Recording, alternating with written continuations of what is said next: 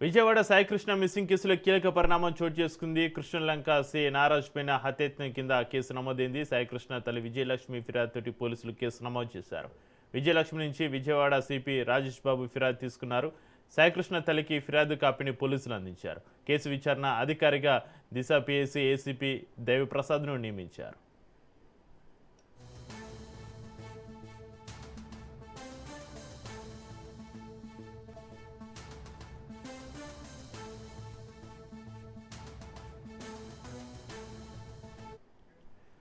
Vijayawada Saikrishna missing కేసులో కీలక పరిణామం చోటు చేసుకుంది. కృష్ణలంక సి నారాజ్ పైన హత్యాయత్నం కేసు నమోదైంది.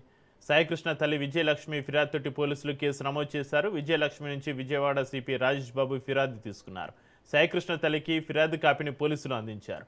కేసు విచారణ అధికారిగా దిశ పిఎస్సి ఏసీపీ దేవిప్రసాద్ను నియమించారు.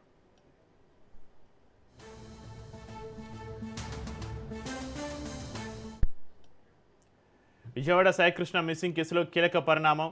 కృష్ణలంక సి నారాజ్ పైన హత్యాయత్నం కింద కేసు నమోదుకు సంబంధించి మరింత సమాచారాన్ని మా ప్రతినిధి సాయిబాబు ఫోన్ లైన్ అందిస్తారు. సాయి,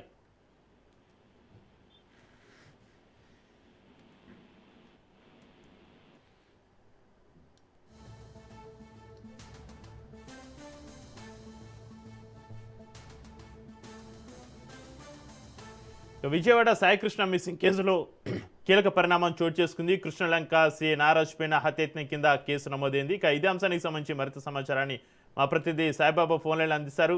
సాయిబాబా, విజయవాడ సాయికృష్ణ మిస్సింగ్ కేసులో కీలక పరిణామాలకు సంబంధించి మీ దగ్గర ఉన్న అప్డేట్స్ ఏంటి? Good morning Chakri. విజయవాడ కృష్ణలంక చెందిన గాదే సాయికృష్ణ 20 అనే యువకుడు ఆ పాత కృష్ణ విషయంలో 2000 కృష్ణలంక పోలీసు ప్రకాశం జిల్లా మార్కాపురంలో అదుపులో తీసుకున్నారు.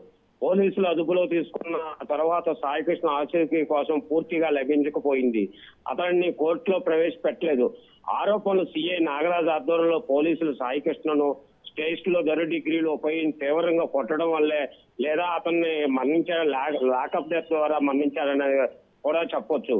కానీ ఏంటంటే పరిణామాలు చూస్తే లాకప్ డెత్ చేశారని సాయికృష్ణ తల్లిదండ్రులు పేర్కొన్నారు.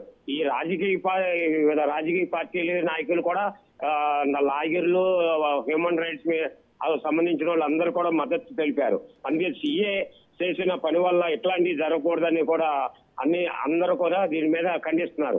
అయితే ఈ రోజు అదే కాకుండా కాంతి కుమార్ అనే ఆత్మహత్య సెల్ఫీ వీడియో కూడా తీసుకున్నాడు.